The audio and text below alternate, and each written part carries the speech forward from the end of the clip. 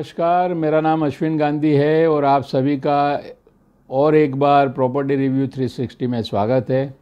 आप सभी लोगों का मैं धन्यवाद करना चाहूँगा जिस तरह से आप मेरी चैनल को देख रहे हैं, कमेंट्स लिख रहे हैं, तो कुछ ना कुछ वीडियो बनाने का प्रोत्साहन मिलता है मुझे।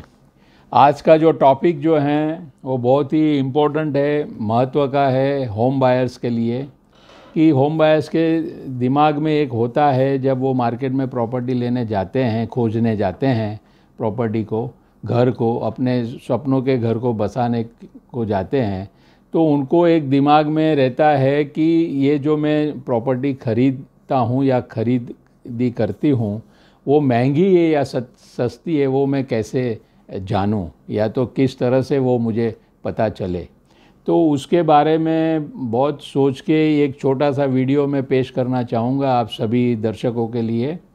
और उसमें ये आपको एक जानकारी मिलेगी, एक छोटी सी टिप्स मिल जाएगी कि आप किस तरह से एक असर्टन कर सकते हैं कि ये जो जिस भाव में आप प्रॉपर्टी लेते हो वो सस्ती है या महंगी।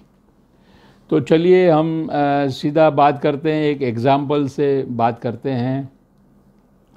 जैसे समझ लो कि किसी एरिया में एक 2 BHK की बात करेंगे। बॉम्बे जो है वेस्टर्न सबब में फैला हुआ है, अलग अलग सबब में अलग अलग रेंट होते हैं। तो समझ लीजिए कि आपकी एक रिक्वायरमेंट है कि 2 BHK आपको ख़रीदी करनी है, आपकी एक रिक्वायरमेंट है। आप जो वेस्टर्न सबब में देखते हैं, अंधेरी से पारला या बोरीवली तक के आपका एरिया है, आप फ्लेक्सिबल हैं और आपको 2 BHK की एक रिक्वायरमेंट है, आपके दिमाग में आपका एक फ़िक्स बजट है।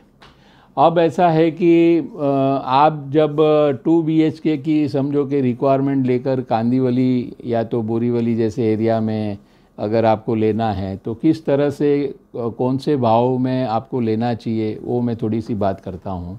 फॉर एग्ज़ाम्पल समझो एक कांदीवली ईस्ट में 2 BHK का रेंट जो चलता है वो 35,000 चलता है। अभी आप मुझे ऐसे सोचोगे कि इसमें जो रेंट है वो मुझे कैसे पता चलेगा। ये रेंट आपको सबसे पहले मालूमात करना पड़ेगा लोकल ब्रोकर से, या तो ऑनलाइन से, या अड़ोस पड़ोस में, या तो आपके आजू बाजू में बिल्डिंग में, या तो आपके बिल्डिंग में भाई 2 BHK कितने रेंट में समझो चढ़ता है जाता है। तो ये सब थोड़ी सी जनरल नॉलेज आपको इकट्ठी करनी है रेंट के बारे में। एक बार रेंट आपको पता चल गया कि भाई मेरे एरिया में 2 BHK जो हैं वो 35,000 रुपया रेंट देना पड़ता है, तब सेमी फर्निश या फर्निश ऐसे इस तरह से वो रेंट पे मिलता है। एक बार ये समझो कि 35,000 रुपया आपको मालूम हो गया 2 BHK के रेंट चलते हैं, फिर आपको क्या करना है कि आपको उसको एनुअलाइज कर देना है। एनुअलाइज करना है यानी क्या करना है, उसको सालाना जो है क्या अमाउंट आती है रेंट की, एक साल में कितना रेंट आप भरोगे, तो वो हिसाब से आप देखोगे तो 4,20,000 रुपया आपका वो सालाना रेंट होता है, 35,000 रुपया पर मंथ के हिसाब से।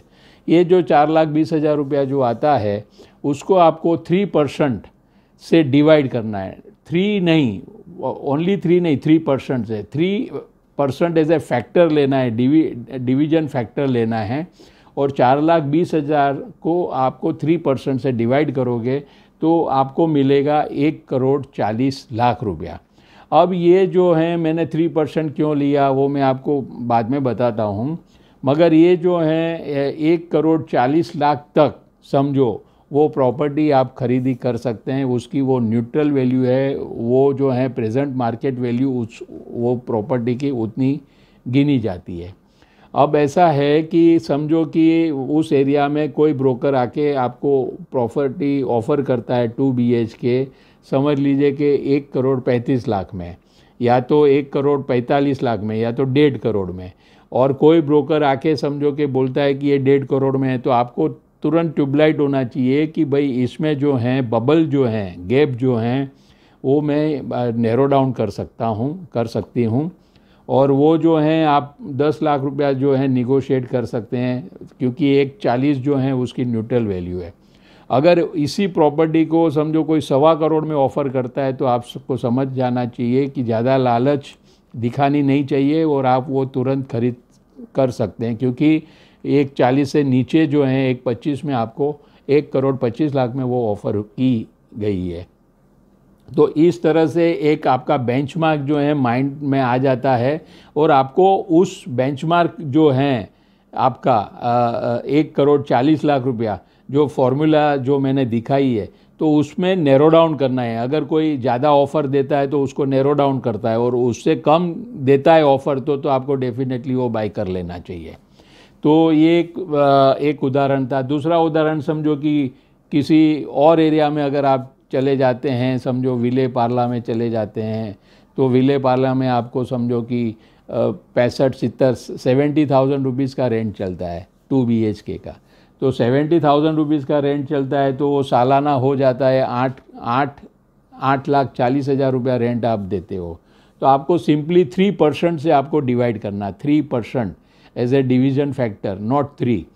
तो बार बार कहता हूँ 3% डायरेक्ट आपको लगा देना है, और जो अमाउंट आती है वो आती है 2,80,00,000 रुपया। 2,80,00,000 रुपया में समझो कि वो आपका एक न्यूट्रल वैल्यू होता है, प्रेजेंट मार्केट वैल्यू। अगर कोई 3.25 ऑफ़र करता है तो आप थोड़ा सा निगोशिएशन कर सकते हो। आप 3.25 करोड़ में कोई ऑफ़र करता है समझो, तो वो आप ले सकते हैं। तो इस तरह से ज़्यादा सस्ता या ज़्यादा महंगा, ये आइडिया आपको खुद को आ जाएगा।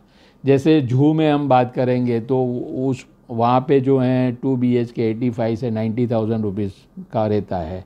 अगर 85,000 रुपीज़ का समझो रेंट है, तो सालाना हो जाता है 10,20,000 रुपया रेंट।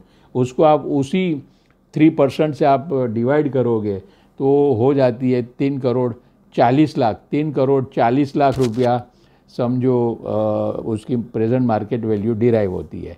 तो इस तरह से आपको एक अंदाज़ा फेयर आइडिया आ जाता है, और आप जो हैं उस प्रॉपर्टी को लेना नहीं लेना, इस तरह से आप अपने हिसाब से तय कर सकते हो। तो ये एक छोटा सा टिप था, एक प्रैक्टिकल टिप था। अभी मैंने 3% या क्यों लिया है, जैसे ऐसा है कि अपना देश जो है वो डेवलपिंग कंट्रीज़ में आता है। डेवलपिंग कंट्रीज़ में प्रॉपर्टी में 2 तरह के रिटर्न्स होते हैं। एक रिटर्न्स होता है रेंट पे, आप काउंट कर सकते हो क्या रेंट मिलेगा जो आप इन्वेस्टमेंट करोगे, और दूसरा जो होता है कैपिटल एप्रिशिएशन, यानी जो है प्रॉपर्टी की प्राइस जो है आप जैसे जैसे साल बढ़ते हैं आगे जाते हैं, आगे बढ़ता है तो वो बढ़ते जाता है। तो कैपिटल एप्रिशिएशन और रेंट का रिटर्न, ये दोनों एप्रिशिएशन जो हैं प्रॉपर्टी के वैल्यू पे मिलता है। तो जैसे आइडियल सिचुएशन जो होती है इकोनॉमी की या तो मार्केट की, तो वहाँ पे 3 to 4% जो हैं एक आइडियल रिटर्न्स होता है इन्वेस्टमेंट के ऊपर, जो आप रेसिडेंशियल खरीदी करने जाते हो। कॉमर्शियल में अलग से परसेंटेज हैं, और रेसिडेंशियल में 3 to 4% है। तो ये 3 to 4% जो हैं, तो अगर मैं आप 1 करोड़ की प्रॉपर्टी खरीदी करने जाता हूँ, 3% मुझे सालाना रिटर्न मिलना चाहिए। 3% सालाना रिटर्न मिलना चाहिए, यानी 3 लाख रुपया हुआ। 3 लाख रुपया जो है मैंने 12 से समझो उसको 12 महीने से डिवाइड कर देता हूँ, तो पर्टिकुलर उतना 25,000 रुपया मुझे मंथली समझो कि रेंट मिलना चाहिए। तो इस तरह से इसकी वैल्यूएशन जो है हम डिराइव कर सकते हैं, और आप जो हैं सस्ता महंगा ये कन्फ्यूजन से बाहर आ सकते हैं। तो ये जो बहुत ही इम्पोर्टेंट बात जो है, एक छोटी सी बात है, अगर वो आप दिमाग में रखते हैं तो कभी भी आप कन्फ्यूजन में रहोगे नहीं।